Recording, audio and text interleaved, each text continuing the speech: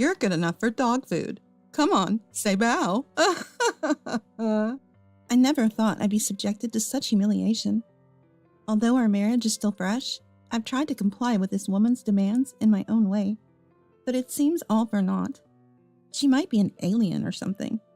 That explains everything. I don't know the language aliens speak, but I no longer wish to talk to her. My name is Allison. I'm a 32-year-old office worker. Perhaps influenced by my game-loving older brother, I've been fond of games since childhood, especially role-playing games that immerse me in unreal worlds. I've made many friends through social media, which I started a few years ago. One of them is my husband, Carmine. We both liked the same game and shared favorite characters and spells. When a new game came out, we'd go buy it together. After years of such companionship, we became conscious of each other and decided to get married. Carmine's parents are Stanley, who is often away on solo assignments, and Bianca, a housewife. Stanley, due to his busy work, comes home only a few times a year. Carmine's grandmother, Stanley's mother, also lives with them but has been suffering from Alzheimer's for a few years now, and recently, her hearing has declined, making conversation difficult. Grandma got forgetful all of a sudden when Dad went on his solo assignments. It must have been quite a shock, he said. Bianca takes care of the grandmother-in-law. Since Carmine lived alone early on, his parents-in-law's home is just Bianca and the grandmother-in-law. I wondered if I would have to take care of a stranger who wasn't even my parents someday. However, both parents-in-law are healthy, and it seems that the opportunity is still far off. I was completely at ease. Until that one phone call. One day, it was my day off, and after finishing all the housework I had accumulated, I was playing my favorite game. Then, an unfamiliar sound rang out in my room. What's that sound again? Oh, a ringtone. I rarely get calls, so I forgot my own ringtone. Seeing the displayed name, I tensed up a bit. A call from Bianca? It was the first time I got a call from my mother-in-law, Bianca, and though nervous, I thought something might have happened, so I hurriedly answered. Hello? You're late. It's common sense for a working adult to answer promptly when a superior calls. The sudden sarcasm made me instinctively want to hang up, but I refrained. Sorry, I'll be careful. So what can I do for you today? As if. You're free on your days off, right?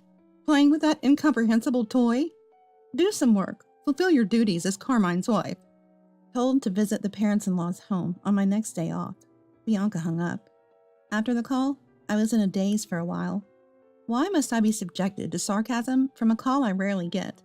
I thought about ignoring it, but she is Carmine's mother, after all. Maybe I'll just listen to what she has to say. I decided to think that way. Of course, I reported to Carmine that night. I'm really sorry. It's probably going to be a hassle, so you don't have to go. It was honestly comforting to hear Carmine say that. Still, it's infuriating. At times like this, there's a place I always go to after work. Hello? Oh, if it isn't Allison, something bothering you? Susan from the pottery school greets me with a smile and those words. I start with a light heart, but now I'm completely engrossed. Susan is about the same age as my grandma, but is still strong and willing to listen to my life problems. She's like a mom to everyone. Of course, pottery is fun, but I come here to talk to Susan. Listen to this, Susan. I got a rare call from Bianca, and it was a parade of sarcasm. You must be free, she said, or do your duty as a wife. I didn't expect to be told such outdated things. Susan always listens to my complaints without a frown. Just ignore that pointless Bianca. There's still such old-fashioned people around. People who say such things are often lenient with themselves. My son's wife is just like that. I may not be blessed with Bianca, but I'm surrounded by kind people. It naturally makes me want to try harder. On my next day off, I did as Bianca told me and headed to the parents-in-law's home. When I parked and headed to the entrance, Bianca was already standing on the porch. Oh, scary. I struggled to stay calm and greeted her. Good morning. The norm is to act 30 minutes earlier. Don't keep your superiors waiting. She said that, and though I had just arrived, I already wanted to leave. I can understand this for work, but why must I be scolded for her inexplicable convenience? And the 30-minute early visit can be inconvenient for the other party, which I don't want to do. No, but it's still 10 minutes early. As I tried to answer, I was shouted at. Don't talk back. Am I in the military or something? I looked up, resigned. I will never open my heart to this person again, no matter what happens. And I will never take care of her in her old age. Even if offered a large sum of money, I refuse. Really, you're late for the appointment. Well, I'm off now. Bianca said this and was about to leave, so I stopped her. Wait a minute, you call me here without explanation, and I don't understand. Well, I'm going out until tonight, so you will have to come here on your days off from now on and do the housework. And take care of the person holed up in the back room, too. After saying this, Bianca left in her car. I've never met someone so hard to communicate with. She seemed kind when I met her with Stanley and Carmine, but that wasn't the case at all. I thought about going back without doing anything to avoid being scolded again. But more than that, I hadn't met my grandmother-in-law yet. Bianca had told grandmother-in-law, but since she didn't understand, she decided on her own that I didn't need to attend the family wedding. By the way, we only had a simple meal and didn't have a wedding ceremony. Later, Carmine and I were supposed to greet her together, but our days off didn't match, and embarrassingly, we never made it. Excuse me. As I opened the entrance door, a shocking scene unfolded. Too dirty. It wasn't quite a garbage house, but it seemed to be a matter of time before it became one. The room was overflowing with things, and a mountain of laundry, washed or not, spread across the floor, and the kitchen sink was full of dishes. Dust had accumulated in the corners of the room, and it was visibly appalling. The last time I came, the room was clean and tidy. What on earth happened? This is too terrible. As I was thinking this, I heard noises from the back room. Ah, grandmother-in-law. Thinking I should greet grandmother-in-law, I went to the room. Excuse me? Oh, since the day Bianca called me, I've been going to the parents-in-law's home as told. I've come to understand that Bianca probably spends every day out and returns home late at night. She doesn't seem to take care of the house or grandmother-in-law at all, and while she arrogantly tells me to do my wife's duties, it's clear that Bianca isn't fulfilling any herself. Maybe she got carried away because I obediently listened. I'm relieved that Carmine, who always plays with toys, finally brought home a wife, but after all, a wife is a stranger. I guess you're a free housekeeper. I was loudly told that once. In this day and age, harassing a son's wife is just unacceptable. Of course, I reported all of Bianca's actions to Carmine, who kept apologizing every time he heard about them. You don't have to go to that house anymore. That's what Carmine told me. He even said he would complain to Bianca himself, but I told him to wait because I had a plan. I continued to visit the parents-in-law's home because I was worried about grandmother-in-law. When Carmine saw that grandmother-in-law and I got along well, he was very pleased. After a few months of those days, while I was cleaning the parents-in-law's home as usual, Bianca said, "There's a memorial service at the end of this month, and people will gather, but make sure you don't say anything unnecessary, okay?" I smiled and replied, "Of course, Bianca." Bianca seemed not to be completely satisfied with my obedient self. The memorial service was for Carmine's grandfather, the grandfather-in-law's death anniversary. He had already passed away by the time I married Carmine, but he was said to be a gentle and kind person. He got along very well with grandmother-in-law, and they used to travel together. Carmine told me they always held hands when they were out. Grandfather-in-law died of cancer, and grandmother-in-law took devoted care of him. But the parents-in-law did not help at all. It's just unbelievable. There's a lot of preparation to do, so make sure you come early, okay? And I think you know what I mean. Bianca said that, and I cheerfully responded, "Yes, I'll act 30 minutes early." Yet she scolded me. "Your voice is too loud, be quiet." I thought about throwing the TV remote at her, but managed to hold back. "You can talk like that now, but just wait, get ready." I looked forward to the day of the memorial service. The long-awaited day of the memorial service. I was told to come 30 minutes early, but I went an hour early. Sure enough, it seemed to be an inconvenience, and Bianca, showing her true colors, came out of the entrance angry, saying, "You're too early. There's such a thing as too much." Honestly, when I saw her face, I thought she was a monster. I quickly cleaned the room and prepared the tables when I heard a cheerful male voice say, "Good morning."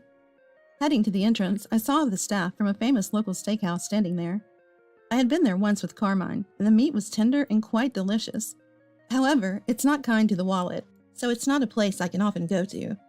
As if saying I was fine, Bianca pushed me aside and began talking to the handsome staff in a slightly high voice. "Good morning. Nice weather today, isn't it? Ooh-foo-foo." I saw someone say ooh-foo-foo for the first time and went back to preparing. "Hey, hurry up and carry the food that arrived early," I heard Bianca's annoying voice. While thinking, yes, yes, I headed to the kitchen. There I noticed something. Huh. Bianca, there's 1 meal short. Is this a mistake? Shall I call? When I said that, Bianca, with a mean smile, said this. It's not a mistake. I never prepared a portion for you. I was stunned, never expecting to be treated like this. After all, today people are gathering, and you, my son's wife, won't have time to eat. How shameless. Feeling like I had been called a greedy person, I finally felt indignant. Maybe because I didn't talk back, she felt good and said, a housekeeper like you is good enough for dog food. Come on, say bow.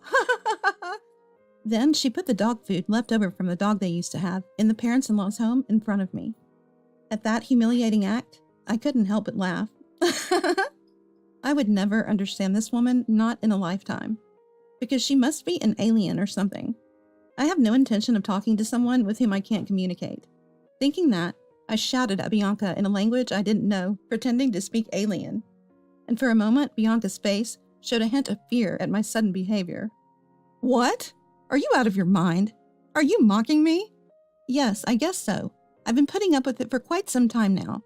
I don't like living in a house with someone as nasty as you. I don't know what you're upset about, but will you be satisfied if we get a divorce? Huh? I won't allow a divorce. Then I'd have to hire another housekeeper. That would be a waste of money. With that, Bianca came at me, trying to grab me. Stop it. How disgraceful. Turning around, there stood Carmine and my father-in-law, Stanley, along with Stanley's brother and his wife, who lived far away. Bianca hadn't noticed them because of our argument, but it was already time for Carmine and the others to arrive.